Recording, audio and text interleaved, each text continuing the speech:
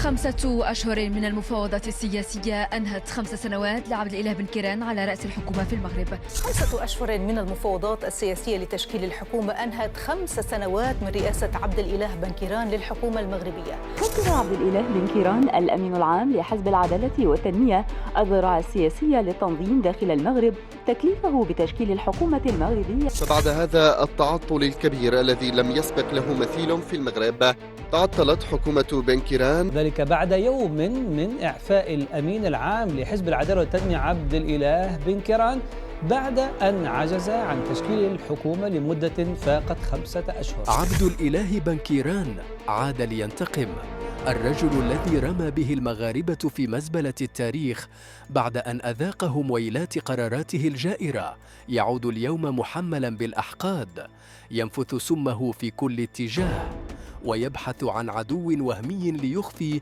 فشله المزمن، ولكن الذاكرة الشعبية لا تمحو الخذلان. ولكن دابا جا ابتزل غزة المرقوعين، دابا عندنا شي ميكروبات الحمار ديال آخر الزمان. عبد الإله بن كيران وصف المغاربة بالميكروبات والحمير. نعم، لم تخطئ السمع، هذا هو الرجل الذي جلس على كرسي رئاسة الحكومة بفضل أصوات هذا الشعب، يعود اليوم ليهين نفس الشعب ويتطاول على كرامته. نسي بن كيران أنه المسؤول الأول عن حقبة سوداء عاشها المغاربة حين فتح أبواب الجحيم على جيوب الفقراء ورفع الأسعار بشكل جنوني وأقر قوانين ظالمة أنهكت الطبقات المتوسطة والضعيفة. أنا كنقولها لكم وأنا ضربوني بالحجر، أنا اللي غليت عليكم الليسانس.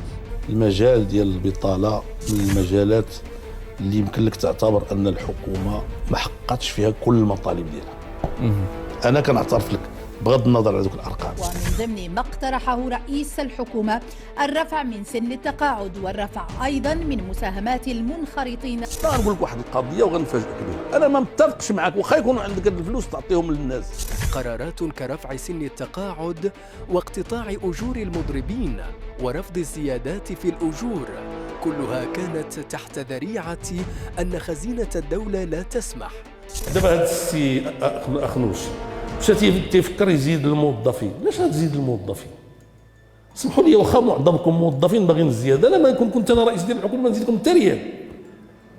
فالظروف حتى ريال ما نزيدوا لكم، نخبي الفلوس، هذه ظروف ديال الشده. ولكن حين تعلق الأمر بالمفسدين وناهبي المال العام، اختبأ بن كيران خلف شعار صنعه خصيصا لهم وأطلق عليه بكل وقاحة: عفى الله عما سلف. لأنه الناس عيبوا علي أنني قلت عفى الله عما سلف، أنا ما قلتش من خلال عفى الله عما سلف أنه السارق أنا تنقول له الله يسامح، بأسمح الدالية ديالي ديال با باش نقول له الله يسامح، لا، أنا كنقول له الحكومة لا تشغل نفسها بالبحث عن الساحرات كما يقال، بمطاردة الساحرات. ما ضريناكم فوالو، حتى المفسدين ما تبعناهمش. لقد حمى الفاسدين بدل أن يحاربهم وتخلى عن الشعب بدل أن يدافع عنه. ولكن دابا جا ابتزل غزة المرقوعين، دابا عندنا شي ميكروبات الحمار ديال آخر الزمان. واليوم يعود بن كيران من جديد، يمتطي القضية الفلسطينية كما امتطى الدين من قبل، يهاجم كل صوت حر، يشيطن النقابات والإعلام والفاعلين السياسيين فقط ليصنع عدواً وهمياً يستغله لكسب تعاطف الناخبين في حملة انتخابية سابقة لأوانها أطلقها من إذن إذن ولا احترام للمؤسسات. انه البارح ولا البارح جوج ديال الدوائر جزئيه نجح فيها العداله والتنميه،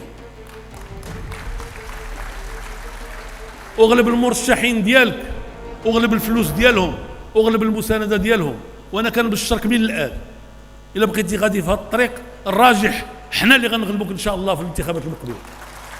هذا رئيس الحكومه شكون هو؟ شكون اللي عارف شكون الاحزاب اللي كان فيها؟ عمره ما كان في حتى حزب.